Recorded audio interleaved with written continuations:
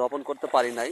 আমার তো সবগুলো আপনার হচ্ছে ডাউন প্লট। হ্যাঁ, এই ডাউন প্লটের কারণে আপনার হচ্ছে প্রবলেমের ফেসগুলো সামনে আসতেছে।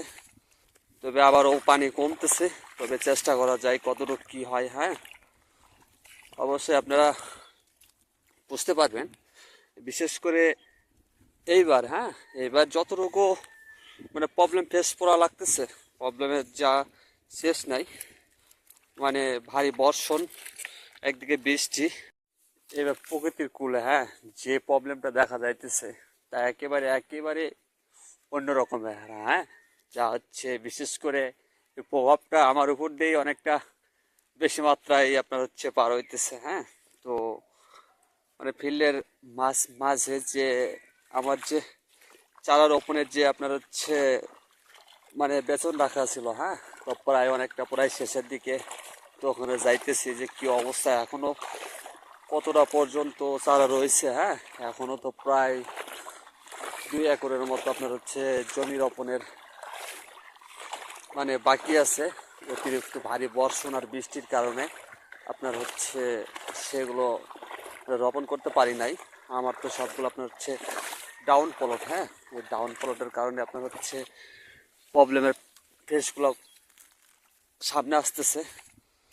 তবে আবারও পানি কমতেছে, তবে চেষ্টা করা যায় কতটুকু কী হয়। হ্যাঁ, অবশ্যই আপনারা বুঝতে পারবেন, বিশেষ করে এইবার। হ্যাঁ, এইবার যতটুকু মানে প্রবলেম ফেস করা লাগতেছে, প্রবলেমের যা শেষ নাই।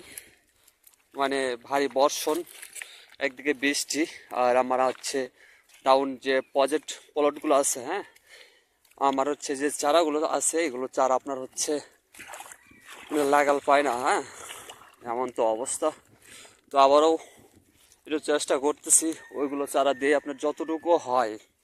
হ্যাঁ, যতটুকু হয় আপনার মানে পানি অনেকটা প্রায় কমে আসছে।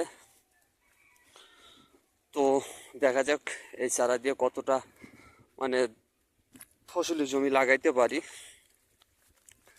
আপনার হচ্ছে ওই সামনেই ফসলের যে মাঠ, হ্যাঁ ওখানে আপনার হচ্ছে মানে বীজতলা ধানের চারা কিছু রাখা আছে।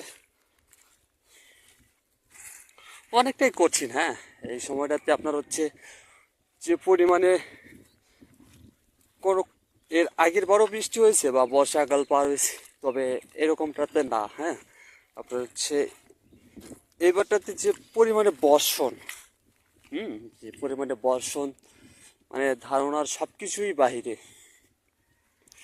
মানে যেমনটা ভাবা ছিল অমনটা কখনো হয়নি প্রকৃতির অনুকূলে।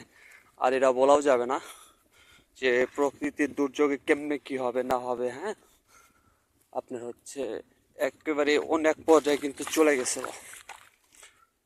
তো শেষমেশ দেখা যাবে যে কতটা আমরা সারতে পারতেছি।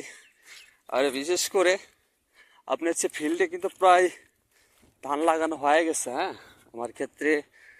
আর বিশেষ করে আমার যে প্লটগুলো আছে, হ্যাঁ এগুলো প্লট আপনার হচ্ছে কিছু প্লট মানে উঁচু কোয়ালিটির, আর কিছু প্লট একেবারেই মানে ডাউন কোয়ালিটির। হ্যাঁ, যা একেবারে পানি ভর্তি থাকলে, পানি জমে গেলে যে চারা আছে, হ্যাঁ চারা দিয়ে আপনার হচ্ছে কিছুটাই মানে মানে কাজে লাগবে না, একেবারে পানির নিচেই থাকবে।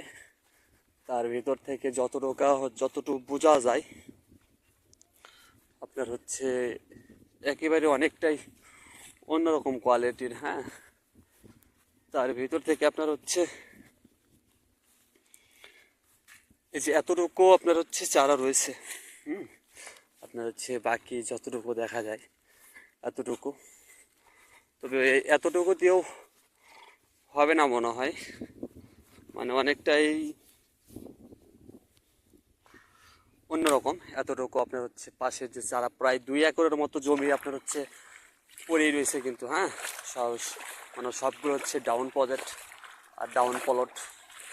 এই যে অবস্থা এখন, এরপরও যতটুকু সারা যায় হ্যাঁ অতটুকু আপনার হচ্ছে আপাতত করতে থাকি ফসলের জমির জন্যে। এ পাশে একই অবস্থা, মানে ডাউন প্রজেক্টের জন্য আপনার হচ্ছে অনেকটা মানে ছোটো কোয়ালিটির চারা হয়ে গেছে। হ্যাঁ, অনেকটাই ছোটো তবে দেখা যাক শেষ পেশ কতটা মানে হয়। হ্যাঁ, বিশেষ করে আপনার হচ্ছে পানি আটকে রাখতে হবে। হ্যাঁ, এই সময় পানি চলে গেলে অনেকটা ঝামেলা হবে। যেরকমটা এখানে পানি যাইতেছে তার আগে আপনার হচ্ছে ওই সাইডের যে ভাটির এর আইল আছে, হ্যাঁ, ওটা বন্ধ করতে হবে।